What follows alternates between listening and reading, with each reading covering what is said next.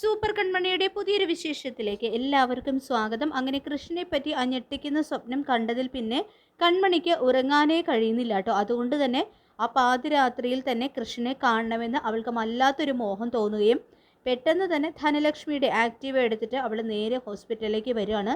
തുടർന്ന് കൃഷിൻ്റെ അടുത്ത് വന്നിരിക്കുന്നു. കൃഷാണെങ്കിൽ അവിടെ ചാരി ഇരുന്ന് ഉറങ്ങാണ് കേട്ടോ. അപ്പോഴേക്കും കൺമണിയാണെങ്കിൽ കൃഷിൻ്റെ അടുത്ത് ചെന്നിരുന്നപ്പോൾ അവളുടെ ചുമലിൽ താങ്ങി അവൻ ഉറങ്ങാണ്. ഇതിനിടയ്ക്ക് എഴുന്നേറ്റിട്ട് സംസാരിച്ചതൊന്നും അറിയുന്നില്ല കേട്ടോ. എന്തായാലും കൺമണി കൃഷ്ണനോട് ചേർന്നിരിക്കുന്നുണ്ട്. കൃഷ്ണനാണെങ്കിൽ ഇപ്പോൾ ഒരാശ്രയം കൂടിയേ തീരൂ. അതുകൊണ്ട് തന്നെ കൃഷ്ണ കൺമണിയുടെ കയ്യെ ചേർത്ത് പിടിക്കുകയാണ്. എന്നിട്ട് ആ ഒരു സപ്പോർട്ടോടെയാണ് കേട്ടോ അവൻ ഉറങ്ങുന്നത്. അതുകൊണ്ട് കൃഷ്ണനെ വിളിച്ചുണർത്താനായിട്ട് കൺമണിക്ക് മനസ്സ് അനുവദിക്കുന്നില്ല.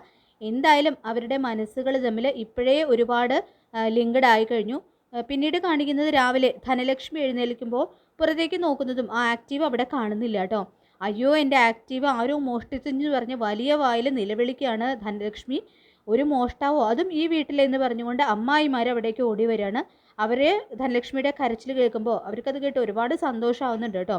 ഇനി കൺമണി എങ്ങാനും എടുത്തിട്ടുണ്ടാകുമോ എന്ന് ധനലക്ഷ്മി ചോദിക്കുമ്പോൾ എൻ്റെ മോളെ പറയാതെ അങ്ങനെയൊന്നും ചെയ്യില്ല എന്ന് ശ്രീനി വീണ്ടും വീണ്ടും ഉറപ്പിച്ച് പറയുന്നുണ്ട്.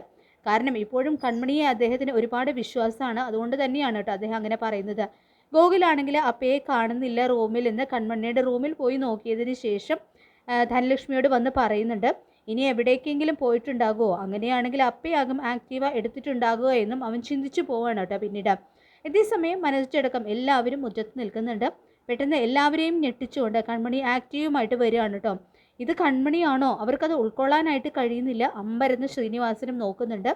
കുറച്ചു മുമ്പ് തൻ്റെ മകൾ അങ്ങനെയൊന്നും ചെയ്യില്ലെന്ന് പറഞ്ഞേ ഉള്ളൂ. എന്തായാലും ആ വാക്കുകൾ മാറ്റി ചിന്തിക്കേണ്ട പ്രവൃത്തി അവൾ ആദ്യമായിട്ട് ചെയ്തിരിക്കുന്നു. കൃഷിന് വേണ്ടിയിട്ടാണ് അവൾ ഈ സാഹസത്തിന് മുതിർന്നത്. അതിനർത്ഥം കൺമണിക്ക് കൃഷിനോട് ഇഷ്ടം തോന്നി തുടങ്ങിയിരിക്കുന്നു എന്നാണ്. അങ്ങനെ മാനസയുടെ മുഖം മൂടി വലിച്ചെറിഞ്ഞുകൊണ്ട് കൺമണിയും കൃഷിയും ഒന്നിക്കും എന്നുള്ള കാര്യം ഉറപ്പാണ്. കൺമണി വരുമ്പോൾ വല്ലാത്തൊരു ഹാപ്പി മൂഡൊക്കെയാണ് കേട്ടോ വരുന്നത്. കൺമണി തന്നെയാണോ എന്ന് അമ്മായിമാരും ചിന്തിച്ചു പോവാണ്. അവർ പറയുന്നുണ്ട് കൺമണി തന്നെയാണ് ആക്റ്റീവ എടുത്തുകൊണ്ട് പോയിട്ടുള്ളതെന്ന്. കൺമണിയാണെങ്കിൽ ഹോസ്പിറ്റലിൽ പോയതാണ് എന്നറിഞ്ഞാൽ വീട്ടിലുള്ളവരുടെ സമാധാനം തികരും. എന്തായാലും കൺമണി ഇനി സൂപ്പറായിട്ട് കാര്യങ്ങൾ ചെയ്യുന്ന എപ്പിസോഡുകൾ തന്നെയായിരിക്കും വരാനായിട്ട് പോകുന്നത്. അപ്പോൾ അതിനൊക്കെയായിട്ട് നമുക്ക് കാത്തിരിക്കാം. ഈ റിവ്യൂ ഇഷ്ടപ്പെട്ടെങ്കിൽ ലൈക്ക് ചെയ്യുക, ചാനൽ കൂടി ഒന്ന് സബ്സ്ക്രൈബ് ചെയ്യുക. താങ്ക്